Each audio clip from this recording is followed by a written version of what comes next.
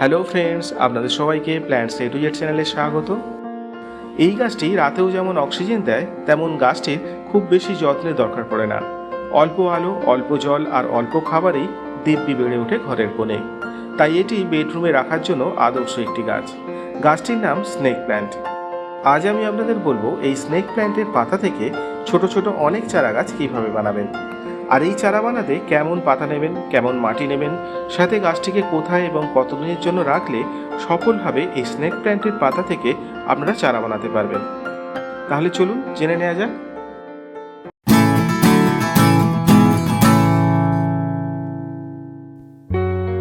প্রথমেই স্নেক প্ল্যান্টের এই রকম কিছু সুস্থ এবং সবুজ পাতা নেবেন। হলুদ হয়ে যাওয়া বা শুকিয়ে যাওয়া পাতা নেবেন না। আর যে পাতাগুলো নেবেন সেগুলো যেন পুরানো হয়, অর্থাৎ কচি বা ছোট পাতা না হয়। আর যে টবে চারা বানাবেন সেই টবটি এইরকম ফ্ল্যাট মাটির টব নেবেন, যেন জল না বসে। দেখুন আমি এখানে যেমন নিয়েছি।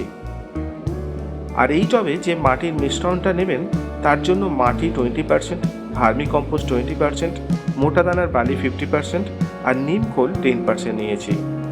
সব উপাদানগুলো ভালোভাবে এবার মিশিয়ে নেব আর টবটিতে মাটি দিয়ে অর্ধেক ভর্তি করে নেব।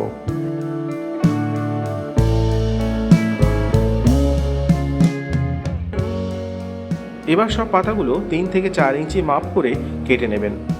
কেটে নেওয়ার সময় লক্ষ্য রাখবেন পাতার উপরের দিক আর নিচের দিক যেন উল্টোপাল্টা না হয়ে যায়, কারণ নিচের দিক মাটিতে থাকবে, না হলে কিন্তু চারা বেরোবে না।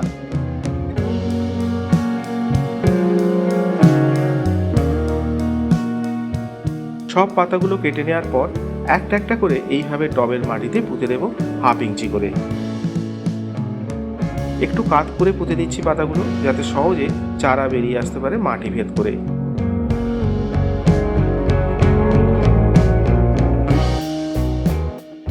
সব পাতাগুলো বসিয়ে দেওয়ার পর আরও একটু মাটি দিয়ে টবটিকে ভর্তি করে দিলাম, যাতে টবের মধ্যে পাতাগুলো ভালোভাবে বসে যায়।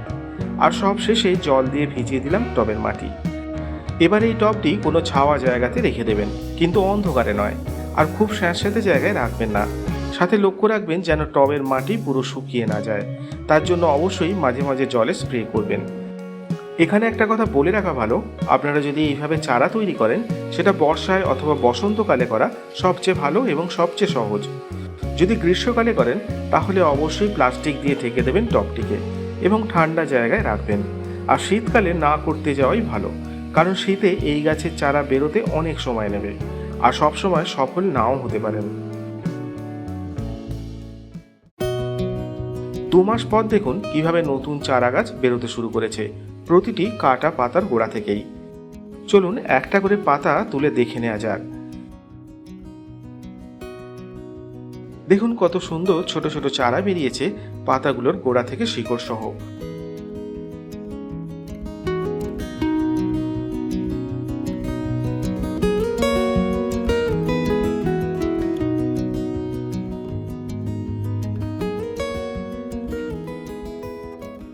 এখন এর মধ্যে থেকে যে কোনো একটা চারা গাছ আমি এই টবটিতে বসিয়ে নেব।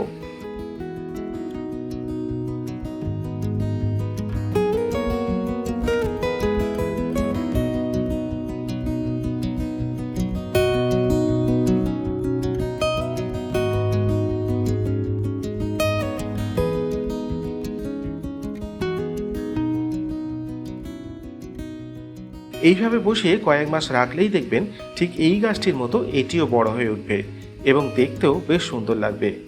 এই গাছটি যে দেখছেন এটাও ঠিক এইভাবে পাতা থেকে বানানো। দেখুন এখনো পুরানো পাতা এই গাছের গোড়ায় আছে, আর সাইড থেকে আরো অনেক নতুন পাতা বেরিয়েছে।